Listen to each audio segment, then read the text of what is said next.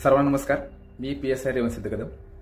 2 February 2025ला तुमच्या सगळ्यांचा गट ब पूर्व परीक्षेचा पेपर आहे आणि तुमच्या सगळ्यांचा खूप चांगला अभ्यास सुरू आहे अशी मी अपेक्षा करतोय.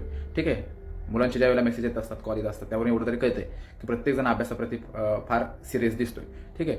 राहिलेत आपल्याकडे जेमतेम 26 ते 27 दिवस आणि या 27 दिवसामध्ये मला असं वाटतं की ज्या काही 2-4 गोष्टी असतात ज्या केल्या पाहिजेत किंवा नाही केल्या पाहिजेत याबाबत सांगण्यासाठी मी हा व्हिडिओ बनवतोय. सगळ्यात महत्त्वाची गोष्ट आहे की सध्याच्या कंडिशनला तुमची आता जशी रिव्हिजन चालू आहे किंवा जसं प्लॅन तुम्ही केलेला आहे त्याच पद्धतीने तुमचा अभ्यास सुरू राहू द्या. एखादा आपण युट्यूबला काहीतरी बघतो किंवा कोणतरी आपल्याला काहीतरी सांगतं आणि त्याच्यानुसार आपण आपला प्लॅन चेंज करतो, तर असले प्रकार करत बसू नका. जो तुमचा प्लॅन आहे त्याच प्लॅननुसार तुमचा अभ्यास सुरू राहू द्या. दुसरी सगळ्यात महत्त्वाची गोष्ट, नवीन काही वाचू नका. ठीक आहे. तुम्ही ज्या पुस्तकातून रिव्हिजन करताय त्याच पुस्तकातून तुमची रिव्हिजन सुरू राहू द्या.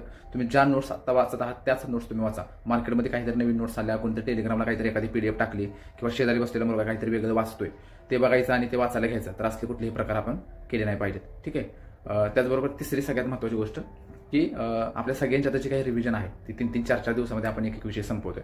ठीक आहे. मला मान्य आहे की हे आपल्यासाठी कठीण आहे, पण ते तुम्ही करण्याचा प्रयत्न करता हीच फार मोठी गोष्ट आहे.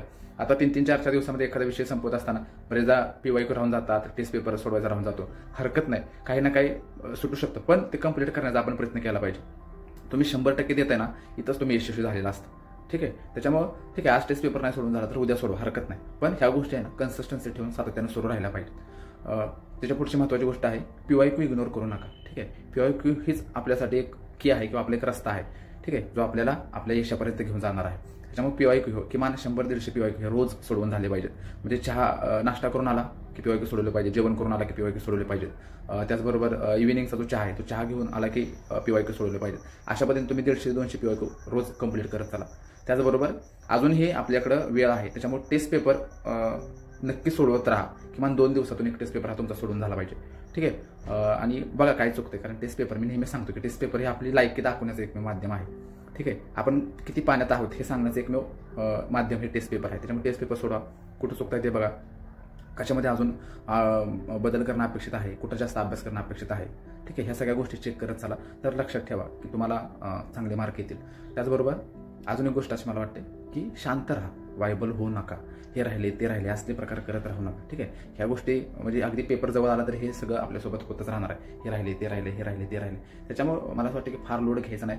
रोजचं जे तुमचं टार्गेट आहे ते कंप्लीट करण्याचा अट्टास ठेवा. बाकी जे नको ते विचार असतात, पास होईल की नाही, पेपरला आठवेल की नाही, माझं कसं होईल, ह्या गोष्टींवर अजिबात लक्ष देऊ नका. आपलं फक्त टार्गेट एकच असलं पाहिजे की जास्तीत जास्त रिव्हिजन करणं, जास्तीत जास्त PYQ सोडवणं, जास्तीत जास्त फॅक्ट पाठ करणं आणि आपण कसं परफेक्ट होऊ वेगवेगळ्या विषयांमध्ये, तर त्याच्याकडे आपण लक्ष दिलं पाहिजे. बाकी सगळं होत राहणार आहे. आणि एवढ्या गोष्टी मी ज्या सांगितल्या त्या सांभाळल्या तर मला असं वाटतं की तुम्हाला पास होण्यापासून कोणी अडवू शकत नाही. तुम्हाला माझ्याकडून खूप मनापासून शुभेच्छा आहे आणि या वर्षीचा गोल हा फक्त आपलाच आहे. खूप मनापासून शुभेच्छा.